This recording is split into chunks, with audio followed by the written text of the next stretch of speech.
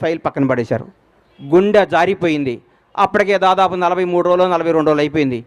ఇంకెప్పుడు బెయిల్ వస్తుందని చిన్న భయం స్టార్ట్ అయింది. నడుచుకుంటూ బయటకు వచ్చాను. ఆకాశం వైపు చూశాను. ఏడుకొండల వాడు కనపడ్డాడు. అయ్యా, మానవ మాత్రులు ఇది చేసే పనిలా కనిపిస్తలేదు. ఏడుకొండల వాడా, చంద్రన్నని ప్రాణాలతో బయటికి తీసుకురా. భగవంతుడు సాక్షిగా చెప్తున్నా, చంద్రన్నను బయటకు ప్రాణాలతో తీసుకురా.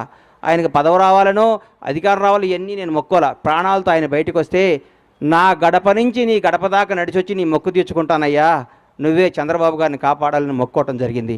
ఆ రోజు మామూలుగా వచ్చాను. తర్వాత ఉద్యతం కేబీఆర్ పార్క్ దగ్గర ఓ రోజు వచ్చి అందరు మీడియా వాళ్ళు, సార్ ఏం చెప్తారని మీడియా మొత్తులు అందరూ నన్ను అడిగారు.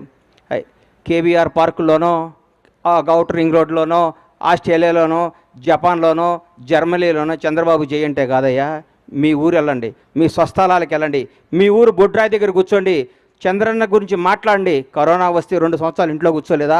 నెల రోజుల పాటు మనకి బతుకునిచ్చిన చంద్రబాబు నాయుడు గారి కోసం మనం నెల రోజులు కష్టపడలేమని ఉద్యమాన్ని తెలరేపితే సోదరి మండలి ఆ రోజు ఐటీ పీపుల్స్ అందరూ, మన తేజస్విని కానీ ఆ టీం అందరూ కానీ, మా శివాజీ కానీ, మేమందరం ఒక టీంగా వచ్చి గచ్చిబౌలిలో ఆ రోజు అద్భుతమైన జరిగి భగవంతుడి దయ వల్ల, ఏడుకొండల వాని ఆశీస్సుల వల్ల, దైవ సంకల్పంతో 52వ రోజు మహానేత, తెలుగు జాతి గర్వించదగ్గ తెలుగు బిడ్డ నారా చంద్రబాబు నాయుడు గారు బయటకు వస్తుంటే నాలో టెన్షన్, ఏ విధంలో ఉన్నారో, లోపల ఎట్లున్నారో, 52 రోజుల పాటు ఎలా కుంగిపోయి ఉన్నారని బయటకు వస్తుంటే జూలు వడిచిన సింహంలాగా, తెలుగువాడి గర్వంలాగా, తెలుగువాడు తేజస్సులాగా, ఎస్ నేనున్నా, ఈ జైళ్ళు, ఈ వ్యక్తులు, ఈ కుతంత్రాలను నేను చేయలేవు, తెలుగు ప్రజల కోసం నేనున్నాని అడిగేస్తుంటే ఆ ఉత్సాహంతో ఉర్రెక్కింది.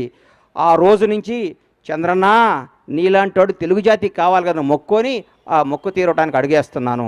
ఇది రాజకీయ యాత్ర కాదు, ఇది దయచేసి రాజకీయంగా కానీ కాంట్రవర్సీగా చూడొద్దని చేతులెత్తి నమస్కరిస్తూ మీకు తెలియజేసుకుంటూ, ఈ యాత్ర విజయవంతం కావాలని, ఈ యాత్ర ద్వారా ఏడుకొండల వాడు ఆశీస్సులు పొందాలని, నాతో పాటు నా అడుగు ప్రతి చంద్రబాబు అభిమాని అడుగుది, ప్రతి తెలుగువాడి అభిమానం అడిగిది. ఈ అడుగు నాది కాదు, ఈ కోట్ల మంది తెలుగు ప్రజలు అడిగిది. జై చంద్రబాబు. ఈ అవకాశం ఇచ్చిన ఏడుకొండల స్వామికి, నాకు సహకరించిన నా షాద్నగర్ ప్రజలందరికీ హృదయ